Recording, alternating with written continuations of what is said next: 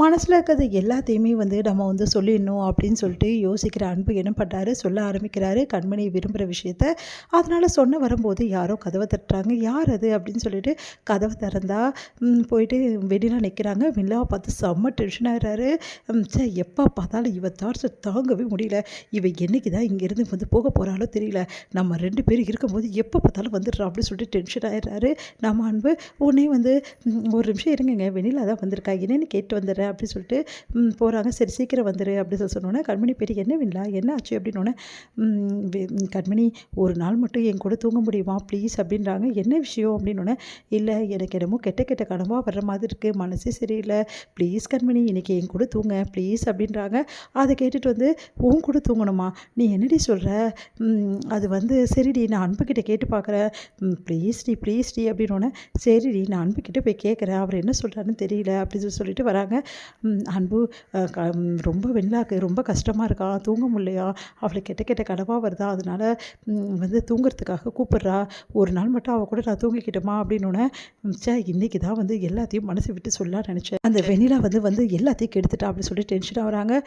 சரி கண்மணி நீ போய் படுத்துக்கோ, சரிங்க நான் அவளுக்கு பயத்தை போக்க வச்சுட்டு அவளை நிம்மதியாக தூங்க வச்சுட்டு அதுக்கப்புறம் நான் இங்கே வந்துடுவேன், ஒன்றும் பிரச்சனை இல்லைங்கன்னொன்னே சரி கண்மணி நீ போய் தூங்க வச்சுட்டு வா அப்படி சொல்கிறாங்க.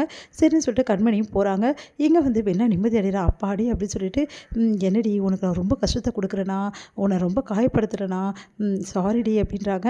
அதெல்லாம் ஒன்றும் இல்லை வெளியில, நீ வா உன்னை நான் அமைதியாக படுக்க வைக்கிறேன், நீ வா அப்படி தூங்க வைக்கிறேன் அப்படி சொல்லிட்டு தூங்குறதுக்காக சரி நீ தூங்கு, நான் உனக்கு ஒரு பாட்டு பாட்டுமா அப்படின்றாங்க.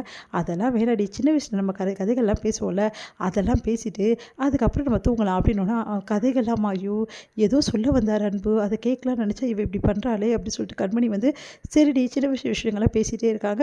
அப்போ வெண்ணிலா தூக்க மாட்டேங்கிறா. கண்மணி பேசி அவங்க தூக்கி போகிறாங்க. தூங்கிட்டியே அப்பாடா இப்போ தான் நிம்மதியாக இருக்குது, நீ இங்கேயே தூங்கணும், எக்கார் இருக்கணும், அன்பு ரூமுக்கு நீ போகவே கூடாது அப்படின்னு சொல்லிட்டு வெண்ணிலா வெளியே வராங்க.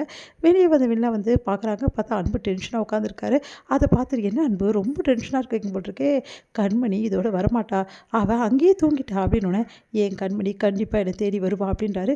தேடி வருவாளா, அங்கே தூங்கிட்டா, அவள் அங்கே தான் இருக்க போகிறா, நாளைக்கு காலைல மீட் பண்ணலாம் அப்படின்னு நினச்சா உனக்குலாம் அறிவே கிடையாதா அப்படின்றாரு.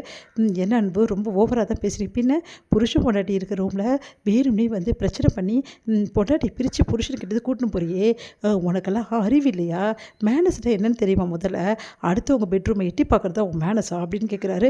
அதை கேட்டு செம்மையாக டென்ஷன். இப்போ என்ன நீங்கள் ஓவராக பண்ணிகிட்ருக்கீங்க, நீங்களும் கட் பண்ணி புருஷன் பொண்டாட்டி, ஆமாம் நாங்கள் புருஷன் பொண்டாட்டி தான், நாங்கள் புருஷன் பொண்டாட்டி இல்லை நீ எப்படி சொல்வ, இங்கே பாருங்கள் நீங்கள் 2 பேரும் இன்னும் வாழவே ஆரம்பிக்கல, அதுக்குள்ளே புருஷன் பொண்டாட்டின்னு சொல்கிறீங்க, நாங்கள் வாழ ஆரம்பிக்கலன்னு உனக்கு தெரியுமா, நாங்கள் வாழ ஆரம்பிக்கிறோம், வாழ ஆரம்பிக்காமல் போகிறோம், அது எங்கள் பர்சனல் விஷயம், எங்கள் பர்சனல் விஷயத்தில் தலையிட உனக்கு எந்த அருகதையும் கிடையாது.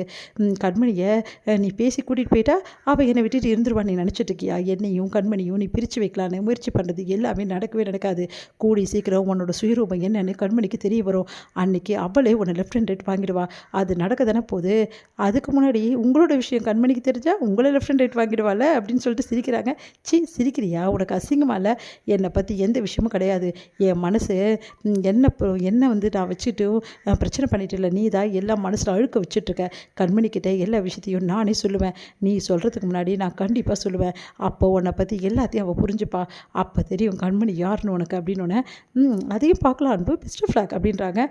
போ கண்மணி உன் கூட தூங்க போகிறேன்னு நினச்சிட்டு இருக்கியா, கண்டிப்பாக கண்மணி தேடி வருவா அப்படி சொல்லிட்டு யோசிச்சுட்டே பெட்ரூமுக்கு போகிறார் அன்பு. இங்கே கண்மணி தூங்கிட்டு இருக்கா, கண்மணி நல்லா தூங்கிட்டா, இவர் தேடி வருவாராம் அப்படின்னு சொல்லிட்டு போயிட்டு படுத்துக்கிறாங்க. வெண்ணிலா அப்பாடா கண்மணி தூங்கிட்டா, இப்போ தான் நிம்மதியாக இருக்குது, கண்மணி அங்கே தூங்கினா நம்மளுக்கு இப்படி நிம்மதியாக இருக்கும் அப்படின்னு சொல்லிட்டு என்ன பண்ணுறாங்க, வெண்ணிலா தூங்கி போகிறாங்க. கண்மணி திடீர்னு கண்ணை திறக்கிறாங்க. அப்பாடா வெண்ணிலா தூங்கிட்டா அப்படின்னு சொல்லிட்டு கண்மணி அப்படியே போத்தி விட்டுட்டு கதவை சாத்திட்டு நேராக அவங்க பெட்ரூமுக்கு வராங்க.